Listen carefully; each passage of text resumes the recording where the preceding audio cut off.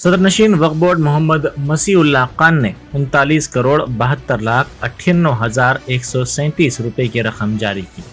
یہ guarantee net کی رقم حکومت نے ریاست کے مختلف اضلاع میں 432 وقف اداروں کی تعمیر اور تزئین نو کے لیے منظور کی تھی۔ اس رقم میں سے 33 کروڑ 27 لاکھ 94 ہزار روپے کی رقم 18 اضلاع کے کلیکٹرز کو منظور کی گئی، جہاں پر 429 وقف ادارے ہیں۔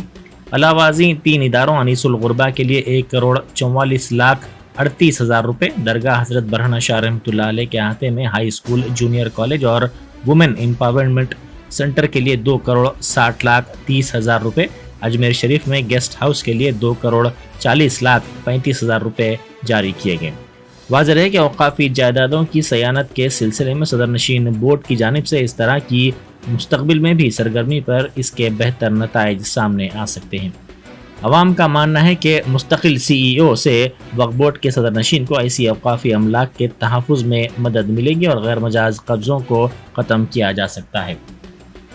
دوسری طرف وقف بورڈ کے صدر نشین کے روزانہ دفتر آ کر 6 تا 8 گھنٹے کام کرنے کے نتیجے میں نہ صرف ائمہ و مؤذنین کے اعزازیے کی اجرائی کو یقینی بنایا جا سکا، بلکہ صدر نشین بورڈ خود دفتر آنے والوں کے اوقافی مسائل کی سماعت کرتے ہوئے ان کی یکسوئی کو یقینی بنا رہے ہیں۔ اگر اسی طرح اقلیتی مالیاتی کارپوریشن، اردو اکیڈمی اور حج کمیٹی کے صدور نشین پابندی کے ساتھ روزانہ دفتر آ کر کام کریں تو حکومت سے اس طرح کے فنڈز لانے میں آسانی ہوگی۔ علاوہ ازیں اردو اکیڈمی، اقلیتی مالیاتی کارپوریشن اور